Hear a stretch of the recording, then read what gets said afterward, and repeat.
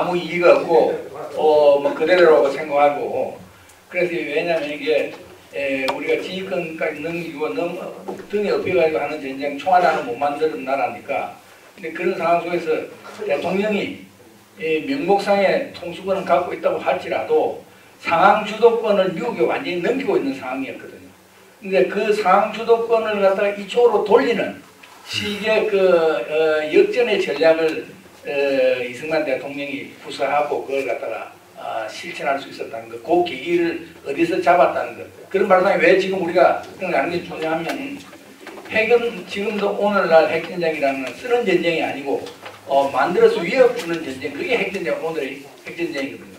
그러니까 이 핵전쟁에서 6.25 남침 정도의 큰 이 침략이 핵을 만들므로써 남한에 대해서 핵 공격이 있었던 겁니다. 이게 현재 전체 상황은.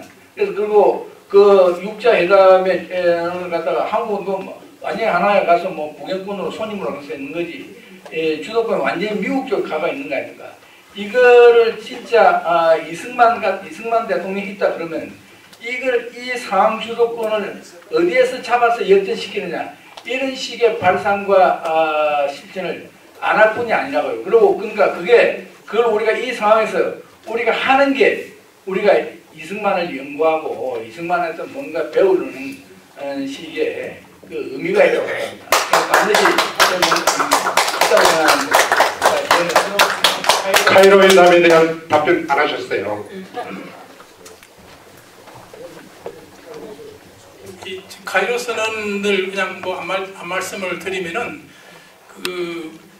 제가 그 전제는 말씀드리지 우리가 한일 합방된 게 일본 사람들은 적어도 청일 전쟁 이후에 아주 그 당시 이제 그 국제사회에 있었던 조약, 국제사회에 통하는 그런 그 모든 수단을 동원해가지고 사개 조약을 맺어가지고 천국으로부터 조선은 우리 땅이다. 뭐 러시아로부터 조선은 우리가 지배한다. 영국 영일 동맹 1902년에 맺은 것도 조선은 우리가 지배한다. 이런 식으로 미국도 뭐 탭트카스로 조약 맺어가지고 뭐 어쩌고 하여튼 이래가지고 국제적으로 조선은 일본이 지배한다는 것을 갖다가 그 형식상 완벽하게 얻습니다. 얻고 그 얻은 이후에 조금 전에 말씀드렸듯이 한일 합방 의정서도 아주 깨끗한 어떤 조약으로 만들었는데 미국 사람들이 카이로 선언할 때에 이걸 모를 택이 없죠. 이 사람들은 이래 돼서 조선이 합병된 걸 모를 택이 없죠. 그래가지고 그 카이로 선언에 볼 것 같으면요, 1914년 이후에 빼앗긴 태평양 섬은 다 일본의 점령으로부터 반환되고 또 중국은 일본에 대해서 강제 점유된 영토를 반환한다. 그 다음에 한국은 뭐 노예화되어 있기 때문에 이걸 우리가 가슴 아프게 생각해서 자유 독립시킨다.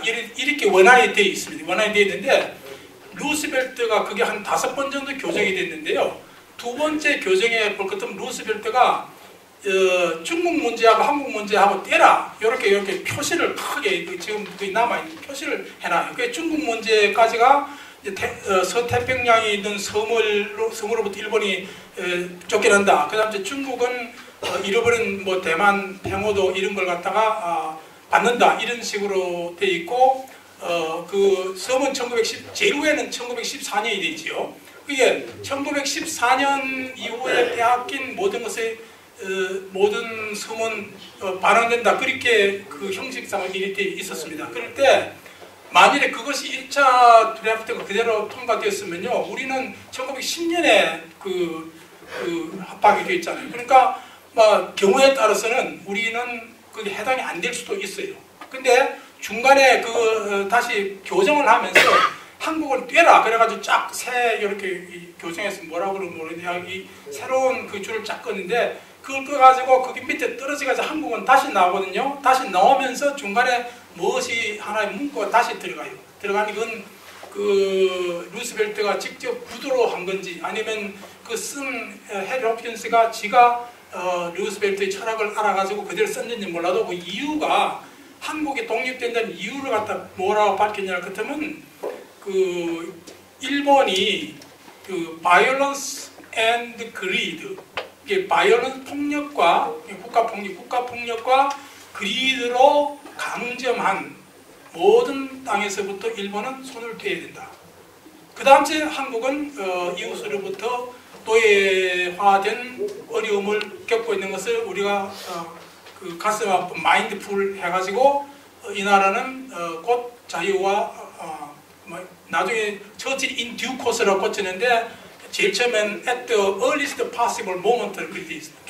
아주 가장 빠른 시일 내에 그리 돼 있거든요. 이때 한국은 독립된다 그리 돼 있거든요. 그러니까 우리가 우리의 그 카이로 선언의 그 앞뒤를 맞춰보면은 우리가 해방되는 것은 일본의 소나기로부터 벗어나는 것은 우리가 일본에 의해서 그 바이올런스와 그리고 그리드에 의해서 점령됐기 때문이다. 이게 그 안에 핵심이 되어 있습니다. 그 우리 질문의 포인트는 제 질문 본인 그게 아니고 그 말씀은 그대로 제가 이해를 하고 한국을 왜 거기에 그때 식민지 여러 나라가 많은데 왜 한국만 거다가 그때 그 가이로 선언에 언급을 하게 되었는지 거기에 대해서 뭐 생각해 본 게 있습니까? 그 명백한 것은 이런 겁니다.